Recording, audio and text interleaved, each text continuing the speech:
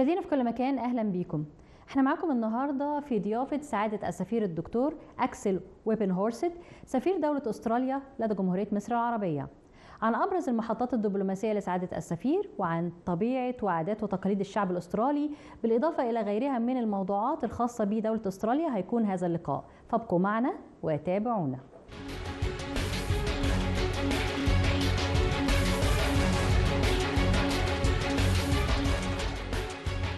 مشاهدينا في كل مكان، بيسعدنا ان يكون في ضيافتنا اليوم سعاده السفير الدكتور اكسل ويبنهورست سفير دوله استراليا لدى جمهوريه مصر العربيه. Your Excellency, please first allow me to thank you so much for this interview. You're most welcome. At the beginning, we would like to know, and all the Egyptians, of course, they would like to know more about your diplomatic stations before coming here to Egypt. So, can we start with this? So my very first diplomatic station was 6 months in Iraq in 2004, and then I had long-term postings to Saudi Arabia, Iran, and Qatar before I came to Egypt. Oh, it's all in the Middle East area. All in the Middle East, that's right. Did you find any changes from one country to the other, or they were all almost similar in dealing with the people and the countries? They're all extremely different, and I always try, when I arrive in a new post, to try and learn as much about the country as possible and not assume I know very much about it. So it's about keeping an open mind and learning about the country and enjoying it, and I can assure you they are all very different. I knew that you already learned High Arabic. Your Excellency learned already High Arabic. So how did you learn it and where exactly? So I learned High Arabic first with a teacher in Australia, and then I had 1 year in Jordan learning Arabic at the University of Jordan. Your Excellency, can you tell us more about the geographic nature of Australia? Australia is a continent. It's the world's smallest continent, but also the biggest island, and it has very many different climate zones. So in the north it's tropical, in the center we have the desert, maybe a little bit like Egypt, in the south it's temperate, a little bit like maybe southern Europe, for example. So there are many different climate zones, and that means for a great variety of geographic features, and of course a great diversity in our agriculture, in our wildlife, and in the lifestyles of the people as well. If I ask Your Excellency about, for example, the economic sector in Australia, what distinguishes this sector? So Australia has quite a diverse economy. It's an economy that is featuring the mining industry. The mining industry is our biggest export sector. It's where most of our export revenue comes from. We also are very strong in services, so tourism and banking and education and health.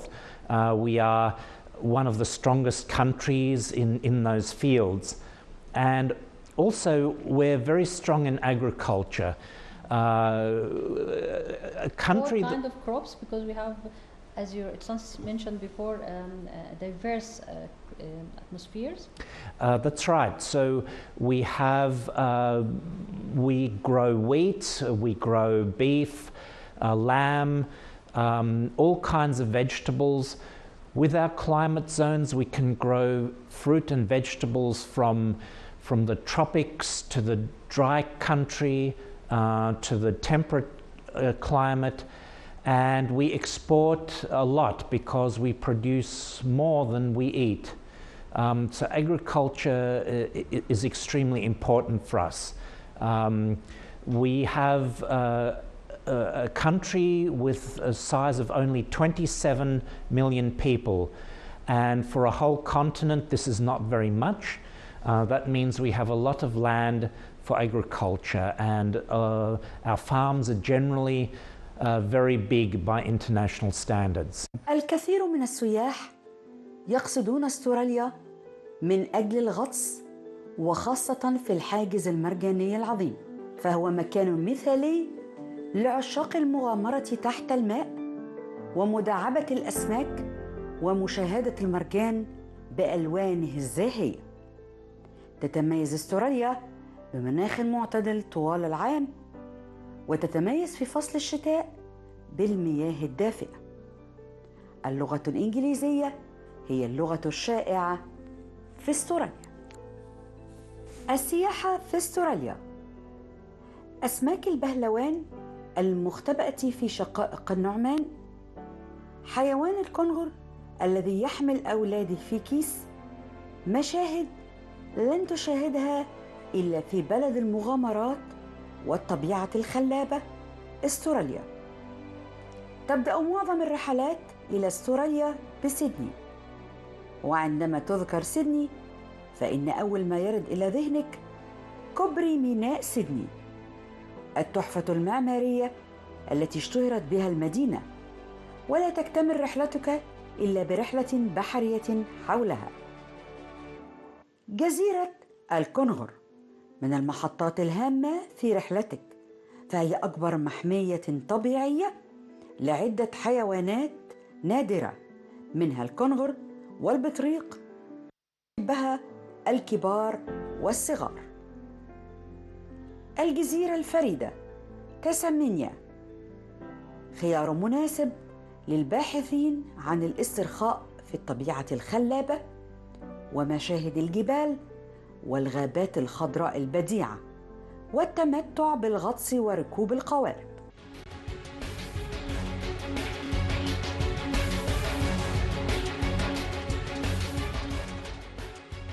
Your Excellency, what if we want to talk about the Australian peoples? I would like to know more about their traditions and customs, and if they have certain handcrafts that distinguish them. So Australia is a very diverse country. Australia has a European history that began in 1788, and before that the Aboriginal people lived in Australia for thousands of years, for about 65,000 years. It's a very ancient culture. They have their artworks, their way of life. They lived in the landscape amongst the animals. They hunted, and they told their stories of the creation of the landscape to their children, and this culture was passed down. So these days the culture is manifested in the artworks. We have a very rich artwork scene in Australia that is very, very strongly influenced by the Aboriginal people. We have, since 1788, had immigration from all the countries in the world, including Egypt, of course.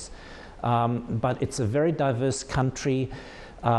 People bring their traditions with them. So it's multi-religious, multi-ethnic, people not only from Europe. There are 1 million people from China, 1 million people from India approximately, and still it's an English-speaking country, so that's what brings everyone together, the English language and our constitution and respect for our diversity and people's opinions. If I asked Your Excellency about the most important tourist destination in Australia, what will you say? So Sydney is probably the number one because it has, it's the biggest city, it's where a lot of planes arrive. It has a very beautiful harbour with the Opera House, a very distinctive building, and the Sydney Harbour Bridge. And it's also our most diverse city with people from many different countries on earth. But we also have Uluru, which is the big red rock in the centre of Australia. It features in a lot of photos of Australia. It's a very dry landscape, and then the red rock appears almost out of nowhere. So there is also the Great Barrier Reef, the biggest reef in the world. It's about 1,000 kilometres long, and it's a great place for diving, like the reefs here in Egypt. We have tropical rainforests, also in the north of Australia, with a very, very lush forests indeed. We have wetlands in the north where there are crocodiles and all kinds of bird life. We have dolphins, we have whale watching along the east and west coast. We have great beaches. Anywhere you go in Australia, we have wonderful beaches where people like to relax. We have a lot of other very interesting cities. Melbourne is the cultural capital of Australia, and the Gold Coast is another tourist destination with great shopping, a beach, restaurants, and theme parks for children. And it's a very favourite destination for a lot of people from the Middle East.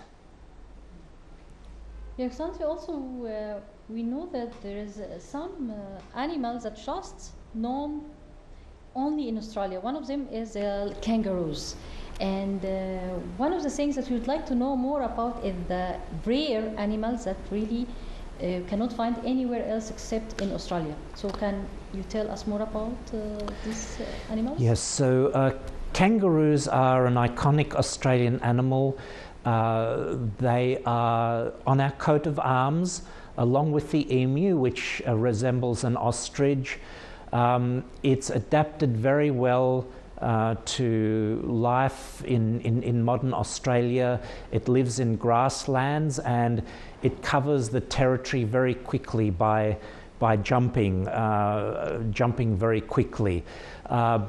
It's a marsupial, which means that it has a pouch, and it feeds its young from just above the pouch, but it can carry its young, called the joey, inside the pouch, and it will jump with the joey inside the pouch. And sometimes, you know, if you go to Canberra, our capital, you can see kangaroos close to the city, and you'll see them sometimes carrying the joeys in their pouches. But it's not the only animal with a pouch. We have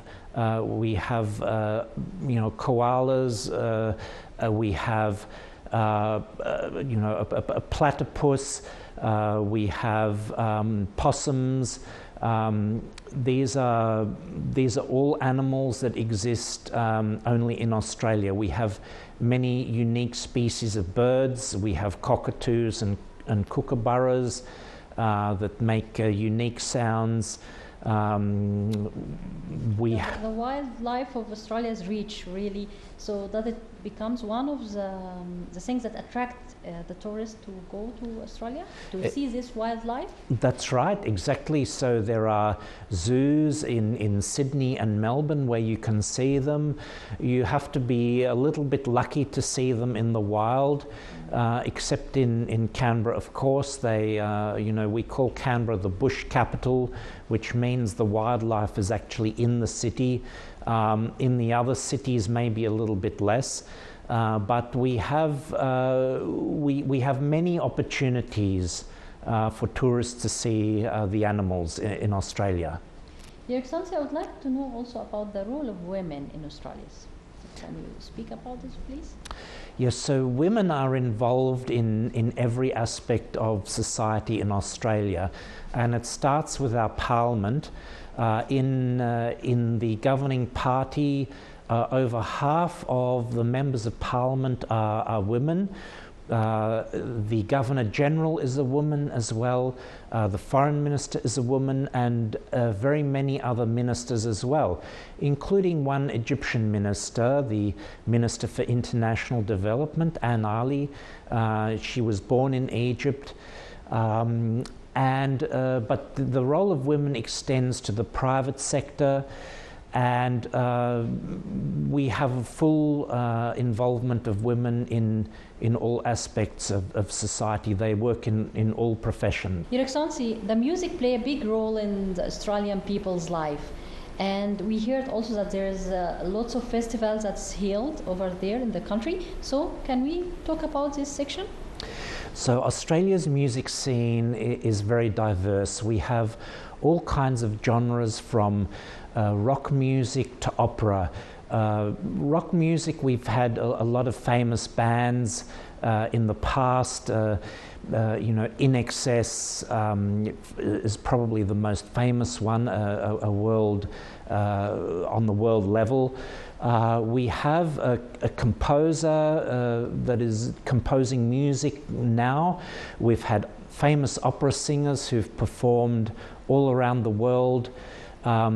We have even an Arabic oud player, Joseph Tawadros. He was born in Egypt.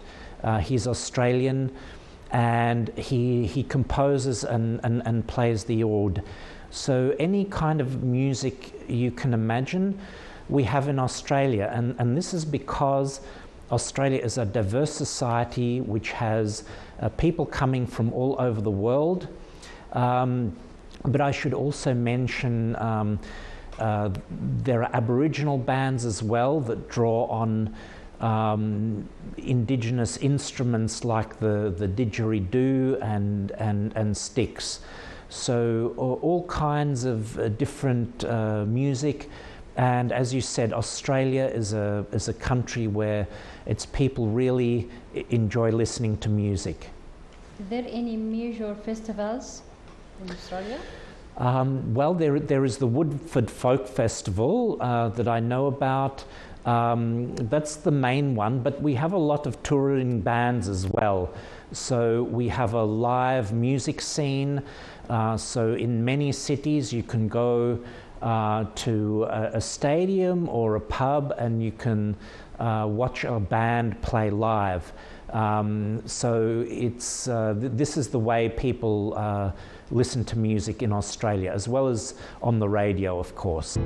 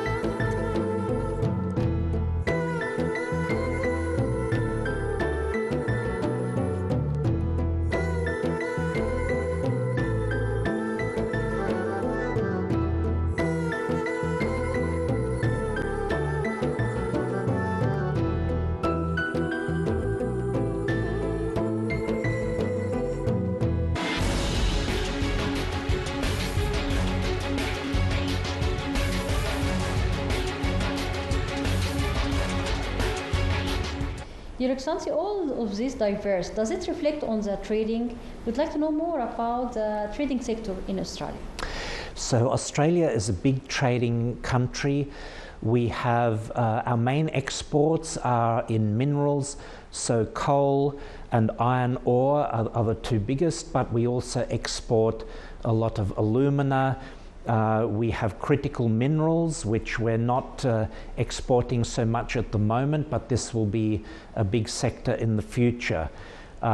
We are very strong in agriculture.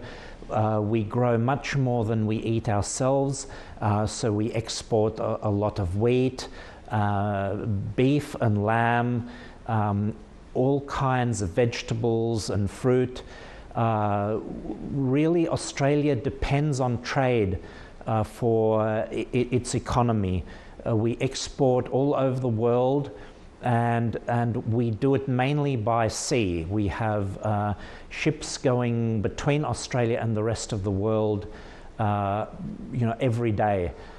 So a lot of trade between Australia and the Middle East as well, and Egypt, and the trade relationship is very healthy. That's good. What about the Australian cuisine and the main dish? So Australian cuisine, again, is very diverse, reflecting the diversity of the Australian people, but there are a few dishes that are unique to Australia. So we have a cake which is called pavlova, which is made mainly from egg whites and strawberries. It's very delicious. We have lamingtons, which are a kind of sponge cake with jam in the middle. We have a biscuit called Tim Tams, which are a little bit crunchy, but mainly made of chocolate. And we have Vegemite, which is a very favorite spread on our toast in the morning for breakfast. It's a byproduct of the beer making process, and it's black and salty, and we find it very delicious. So these are the main Australian types of cuisine.